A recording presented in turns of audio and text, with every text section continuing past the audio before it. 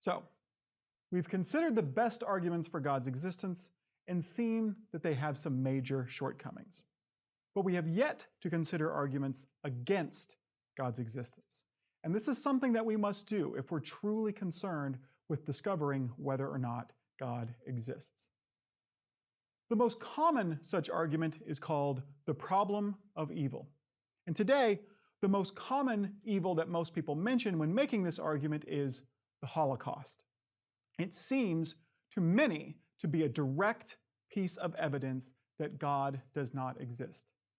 As one prisoner at Mauthausen concentration camp reportedly put it in a message he scratched in the prison's bunker before he died, "If there is a God, he will have to beg my forgiveness." Indeed, some Jews gave up their belief in God entirely in light of the evils that occurred during the Holocaust. The phrase, the problem of evil, sometimes generates different questions, like, how should I, as someone who believes in God, respond to the evil I see in the world? Although this is a problem for the theists, it is not the problem we're concerned with. The philosophical problem of evil is an argument that concludes God doesn't exist, because if he did, he wouldn't allow the evil that does exist in the world. The question of how God could allow evil is a staple in philosophy.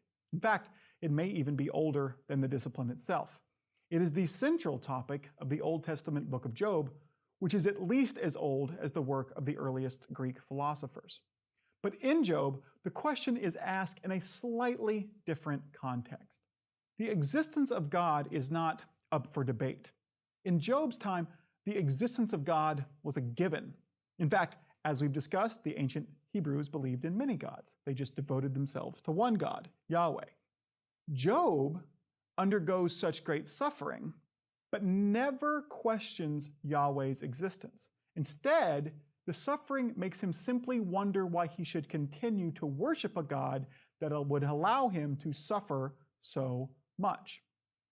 But although some of the answers Job considers can perhaps be used to answer the philosophical problem of evil, and we'll see that a bit later, Job's problem is not the philosophical problem of evil. In philosophy, the problem is thought to be a logical one.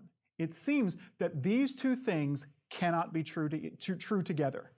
God exists and evil exists. The seeming logical incompatibility of these two things is often put in the form of an argument, which concludes that God does not exist. This is the logical problem of evil. If God exists, then there would be no evil. There is evil, therefore God does not exist. Now, the form of the argument is valid. If G, then not E. E, therefore, not G. That's just modus tollens. So if the premises are true, the argument is sound and the conclusion is undeniable. So, attacking the argument must involve giving reasons for thinking that one of the premises is false. Now, it's hard to deny that second premise is true. Evil undoubtedly exists. The Holocaust, 9/11, the Salem witch trials, earthquakes, the Black Plague, hurricanes. I could go on and on and on.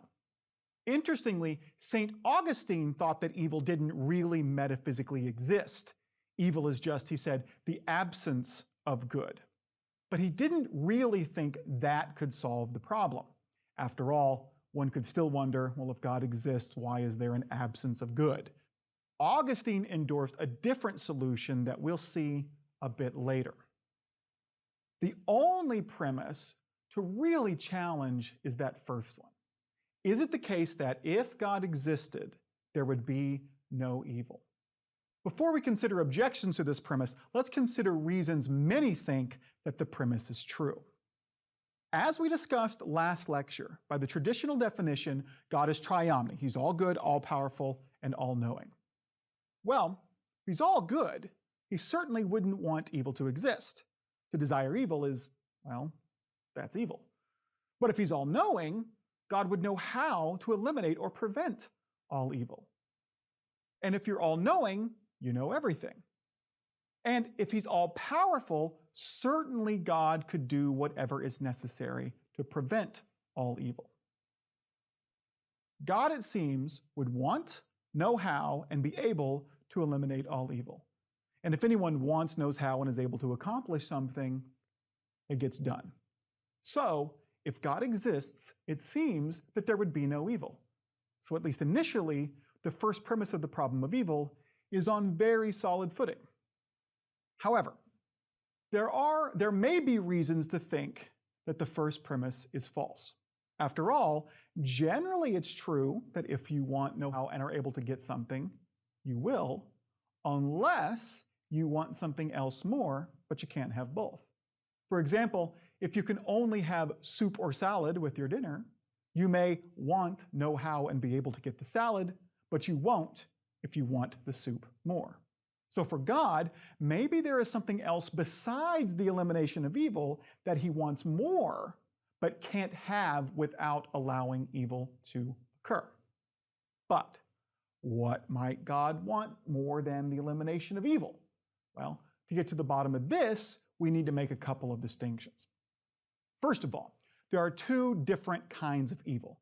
There's moral evil and natural evil. Natural evil is evil brought about by natural processes. Hurricanes, tornadoes, earthquakes, genetic birth defects, the Black Plague. Moral evil, on the other hand, is evil brought about by human action, like the Holocaust, 9/11, Salem witch trials, the Crusades. Consequently, there are two different versions of the problem of evil. Let's hash things out in terms of moral evil for now, and we'll deal with natural evil next lecture. All right. So the logical problem of moral evil simply suggests that if God existed, there would be no moral evil. It goes like this. If God exists, there would be no moral evil. There is moral evil, therefore God does not exist. To solve this problem, we need to think of a reason that God might allow moral evil, something that is more important to him than the prevention of moral evil, but that he can't have without allowing moral evil.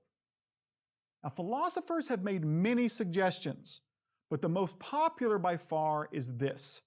It's the preservation of human free will, the ability of his created humans to choose to act as they wish. Most importantly, God wishes to preserve our ability to choose to do good or evil. In fact, it's been suggested, without free will, moral good can't exist. Only free acts are good acts. This is the solution Augustine endorsed. As he put it, if man is good, and if he would not be able to act rightly except by willing to do so, he ought to have free will, because without it, he would not be able to act rightly. For an action to be truly morally good, someone must freely choose it. If they're forced, then they don't get moral credit.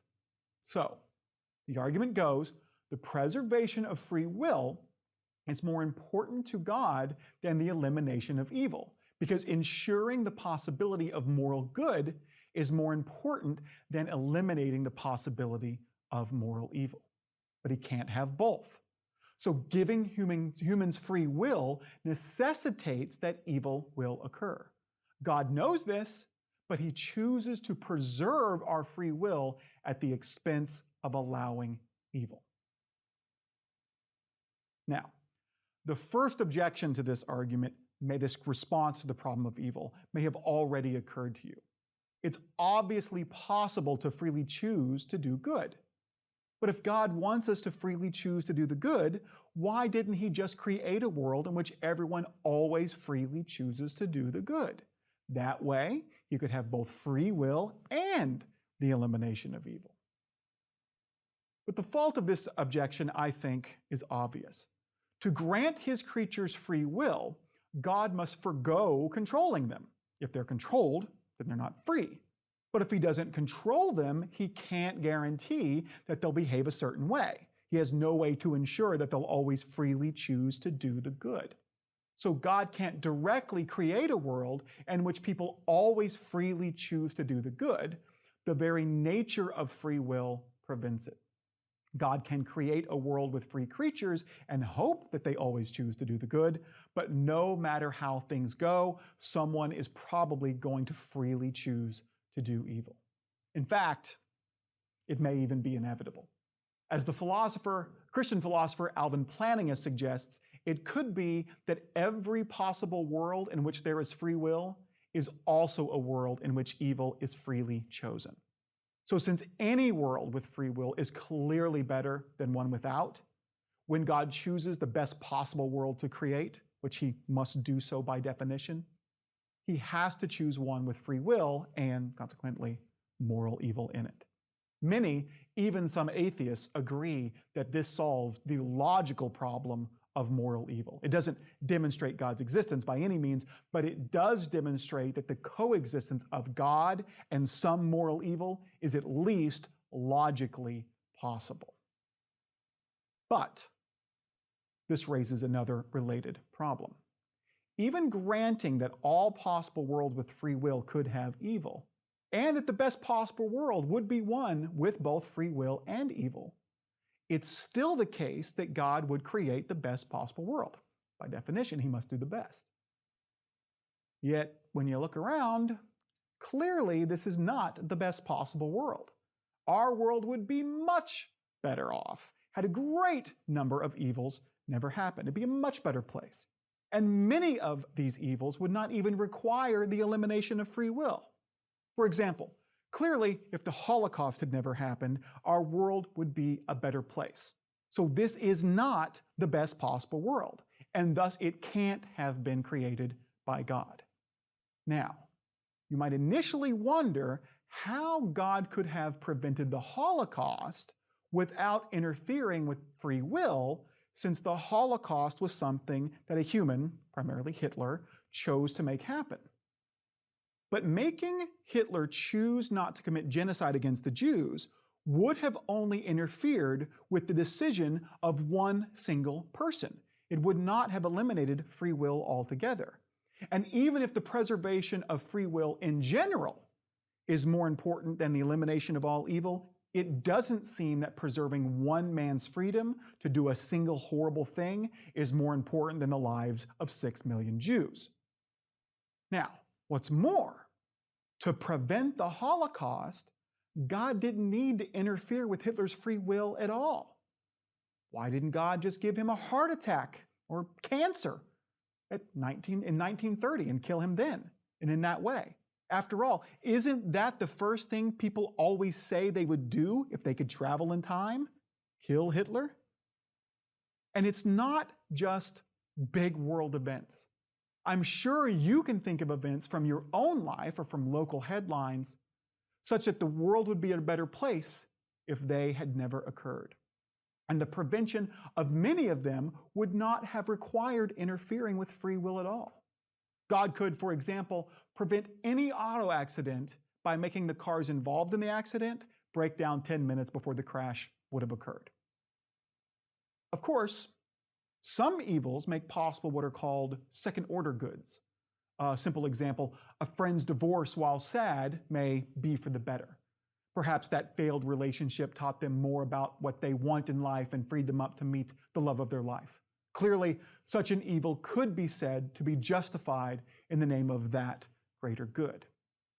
Yet some evils seem not only to be unjustified, no good in fact comes out of them, but some seem to be unjustifiable. To borrow an example from contemporary philosopher William Rowe, think of the rape and murder of a small child. Such things have happened, but clearly the world would be a better place if they hadn't. Not only did no good come out of them, but no good could come out of them that would outweigh the evilness of the events themselves. In the Brothers Karamazov, a general has a small boy torn apart by large dogs. Ivan, one of the brothers, argues that such an evil could never be justified because no evil could be justified in the name of some greater good unless that good is enjoyed by the person who suffered the evil. And clearly, the boy did not benefit at all from being torn apart by large dogs. Inspired by the philosopher William Rowe, we might call this the evidential problem of moral evil. While the mere existence of moral evil may be logically compatible with God's existence, the occurrence of seemingly unjustified moral evils seems to count as evidence against God's existence. Evidential problem is not a deductive logical proof against God's existence, but it is an inductive argument against God's existence. If successful, it provides evidence against God's existence and thus renders belief in God irrational. In line with the 16th century French theologian John Calvin, who thought that God preordained every event, including evil human actions, 18th century Protestant theologian Jonathan Edwards tried to solve this evidential problem by suggesting that God allows moral evil so that he can punish the sinners who do it, and that he must do this to demonstrate how wonderful or holy he is, how much he hates sin and evil. But to cause or allow others to suffer for one's own benefit, especially the benefit of demonstrating how wonderful you are, seems to be particularly heinous. The solution kind of makes God like the villain Syndrome from the movie The Incredibles. He creates a super evil robot that only he can defeat, just so he'll be everyone's hero when he defeats it. Anyone who's willing to make others suffer to demonstrate their own greatness is not a hero, much less omnibenevolent. Two different but similar solutions have been proposed by Richard Swinburne and John Hick. Swinburne suggests that all evil in the world can be justified by the opportunities for courage, compassion, and generosity that they make possible. Hick suggests that without such evil, humans would never get a chance to build their character, or as he says, make their soul into something better. It is in response to adversity that one chisels out a solid character. And certainly God would be more concerned with character development than with the elimination of evil. People living in a perfect world would be too soft to truly be morally good. But both of these theories, these answers, fall prey to similar objections. Many evils go unanswered. They don't provoke courage, generosity, or compassion from anyone, nor do they develop anyone's character. And thus, they are truly unjustified. And God, being all good, wouldn't allow any evil unless it had a justifying consequence. Additionally, in order to justify such evils, soul-making, courage, generosity, and compassion must be greater goods. They must outweigh the evil in question. But clearly, this is not the case for most of the evils in question. Think of the Special Victims Unit who tracks down the child rapist.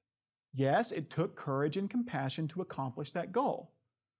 But we all agree it would have been better had the SVU services just never been needed.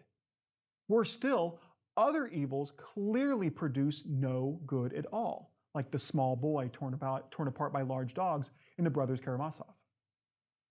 Although she's a theist, Rutgers Distinguished Research Professor Marilyn McCord Adams admits that solutions like Swinburne's and Hick's fall short. Quote, "For better and worse, the by now standard strategies for solving the problem of evil are powerless in the face of such horrendous evils." End quote. In fact, she takes the argument even further.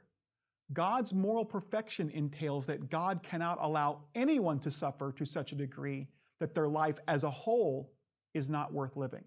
And yet, it seems, there are clear examples of exactly that kind of suffering.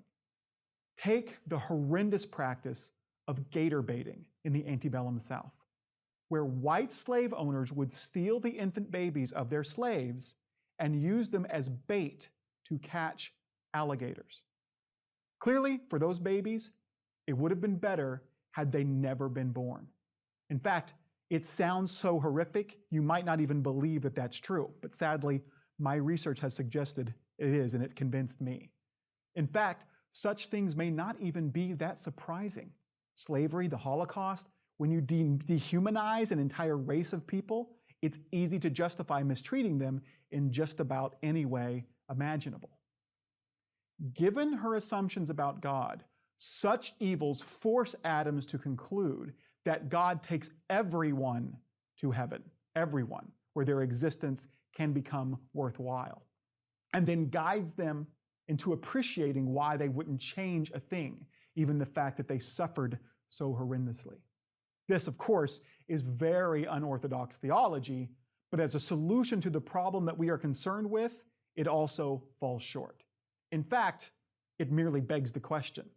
Adam's argument simply assumes that God and heaven exist, and yet those are the very things that are challenged by the evidential problem of evil. But Adam's solution takes us to another similar solution to Roe's evidential problem, one that is inspired by something God says to Job in Job 38. In the midst of Job wondering how God could allow him to suffer so horrendously, God says, "Where were you when I laid the foundations of the earth? Tell me if you think you understand so much." The position is called skeptical theism.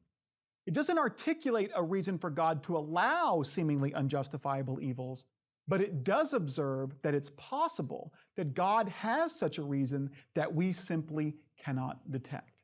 After all, we're limited creatures. We don't know everything and can't see all ends. Certain evils that seem unjustified or even unjustifiable may have unseen consequences that ultimately make them justified. They may lead to a greater good that we simply can't detect.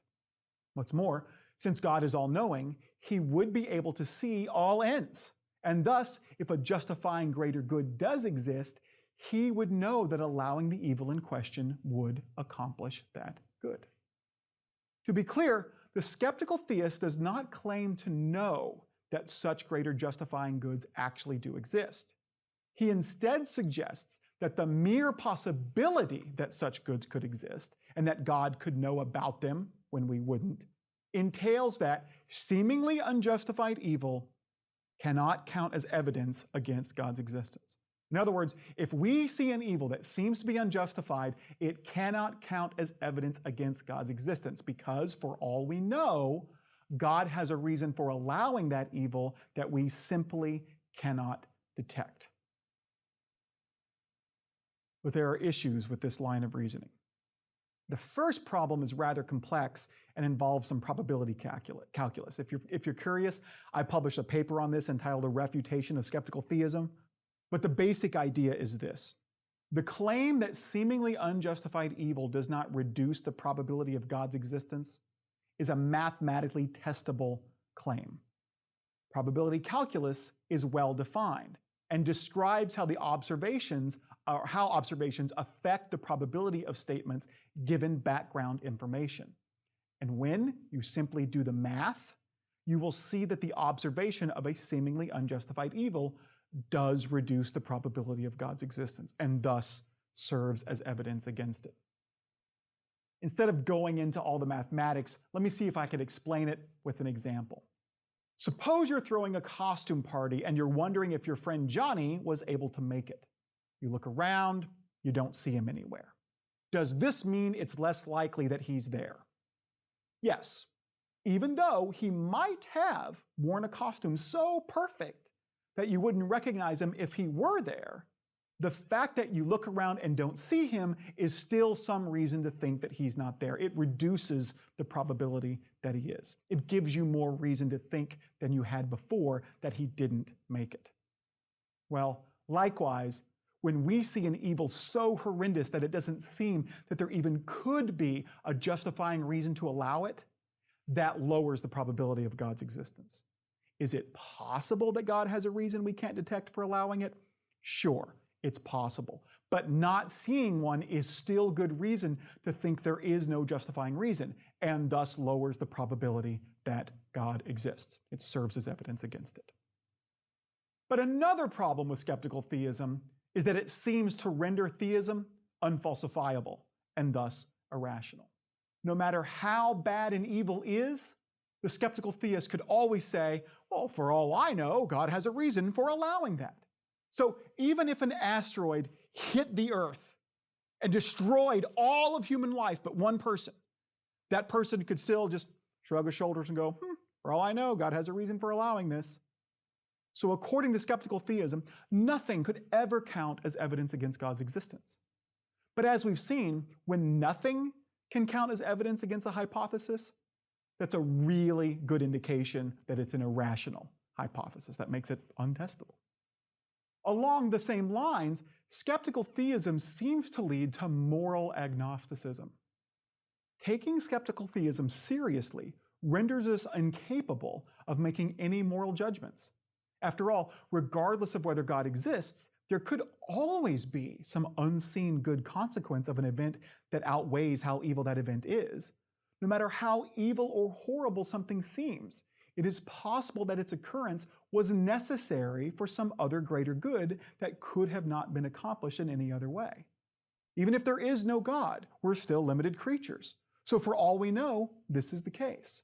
Thus, no matter how bad something seems, the Holocaust, 9/11, a raped child, gator baiting, we could never be able to evaluate it as morally bad because for all we know, it's a good thing that event happened. It somehow led to some other greater good.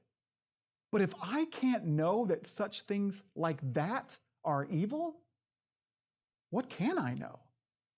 So for multiple reasons, it seems that skeptical theism fails as a response to the evidential problem of moral evil. In my opinion, the best response to the evidential problem simply adapts a free will response, the free will response from the logical problem. Remember, it suggests that it may be the case that every possible world in which free will exists is also one in which moral evil exists. If you give creatures free will, evil may be inevitable. If so, even the best possible world has evil in it. Now, this causes us to wonder whether or not our world really is the best possible. After all, God could have prevented the Holocaust by simply making Hitler choose differently than he did, and doing so would not cause free will to completely disappear from the world. And certainly the mere preservation of Hitler's free will was not worth the lives of 6 million Jews. But maybe free will is an all or nothing affair. Imagine a world in which God does step in to prevent people from committing horrendous acts like the Holocaust. Wouldn't it become clear soon enough that attempting to do any really evil things really isn't an option? That if you try to do such things, you will inevitably fail? Maybe because you inexplicably change your mind at the last minute, or you have a heart attack and die before you can go through with it. Consequently, in such a world, freely choosing to do horrendous actions really wouldn't be an option. And that would eliminate a significant amount of free will in that world. And then there's the issue of where God should draw the line. How much evil must God prevent? If we live in a world where holocausts are prevented, wouldn't we just be complaining about the next lower form of evil? And if that were eliminated, we'd be complaining about the one below that? Where does it end? So it may be that in order to preserve free will, God has to maintain a kind of no tolerance policy. He won't interfere with free will for any reason. If we are to truly be free, then everyone all the time must be allowed to freely choose to do what they want and have the consequences of those actions come to fruition. Any tinkering by God, even giving Hitler a heart attack, is simply too great of a threat to free will. In a sense, we might say that free will is too important to tolerate any interference. If this is true, and if to preserve free will, God has to maintain comes to interfering with the world, it seems we have a way out of the evidential problem of moral evil. All moral evil is caused by the free will decisions of humans, and preserving that free will is by never interfering is more important than the elimination of the evil that action creates. But this solution still has two shortcomings. First, it is inconsistent with a great many people's beliefs about God, because many people think that God interferes with the world, including with free will, on a fairly regular basis. Everything from directing world events to inexplicable healings to finding them a parking place at the mall, many people think that God interferes with the world all the time. In fact, when people pray, their assumption that God can and will interfere with free will, the free will of others, is often blatant. If you've ever prayed to get a job, you were praying for God to force or influence someone to choose you for that position. Choose. If you prayed for an election to turn out a certain way, you were praying for God to influence people's decisions about whether they should vote and who they should vote for. Even getting a parking spot at the mall would require God to cause someone to choose to leave the mall at a certain time.